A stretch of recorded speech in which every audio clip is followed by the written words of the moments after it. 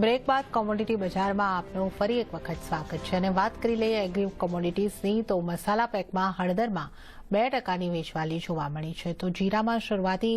ઘટાડો આપણને જોવા મળ્યો હતો પણ એક સારી રિકવરી આવતી જોવા મળી અને 1% મજબૂતી સાથે 20,800 ને પાર જીરાની કિંમતો તો ગુવાર પેકમાં મામૂલી તેજી સાથેનો કારોબાર રહ્યો કપાસિયા ખોળમાં નેગેટિવ કારોબાર જોવા મળી રહ્યો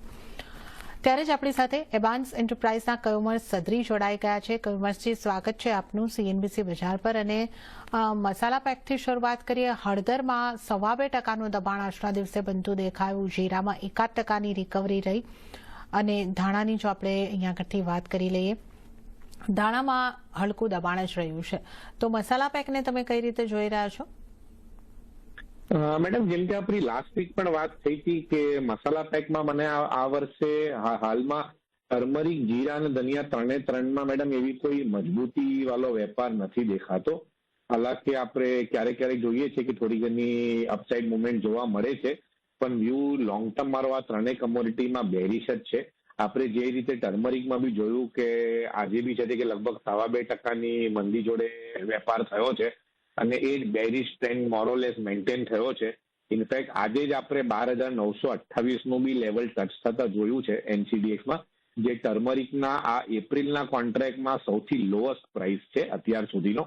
એટલે મારું અત્યારે બી આ જ વ્યૂ છે કે આને ઉછાળે વેચવું જ જોઈએ આપણે આ કરંટ લેવલથી ને તો બધી થોડું અહીંયાથી અગર આપણે 13,100 આસપાસના પ્રાઇસીસ અગર થોડું ઘણું રિકવરી કાલના દોરાન જોવા મળે તો ત્યાંથી એકવાર 12,600 થી 12,700 લેવલ માટે સેલ કરવું જોઈએ અને સ્ટોપ લોસ લગભગ 13,150 થી 13,200 વચ્ચેનો મેન્ટેન કરી શકીએ છીએ ઓકે તો મસાલામાં એક બેરિશ ટ્રેન્ડ જ લાગી રહ્યો છે અને હળદરમાં સેલોન પ્રાઇસિસ સ્ટ્રેટેજી અપનાવીને ચાલો અસલા ખાસ બંધથી દેખાઈ રહી છે તો 13,000ની આસપાસથી તમે અહીં આગળથી વેચીને ચાલો 12,600નો ટાર્ગેટ 13,150ના સ્ટોપ લોસ હળદર માટે રાખવાના રહેશે તો આ સલાહ મસાલા પેકમાંથી હળદર ઉપર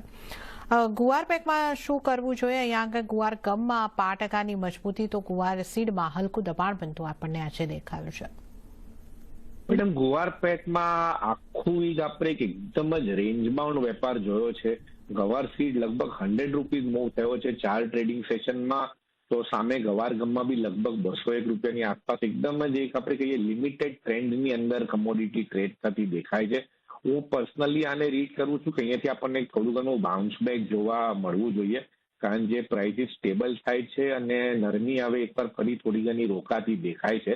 તો મારું સજેશન છે કે આપણે એકવાર 5300 આસપાસ ગુવાર સીડ બાય કરી શકીએ છીએ ટાર્ગેટ એકવાર માટે 5450 આસપાસનો મેન્ટેન કરવો અને આપણે સ્ટોપ લોસ મેન્ટેન કરીએ લગભગ 5200 થી 5220 સુધીનો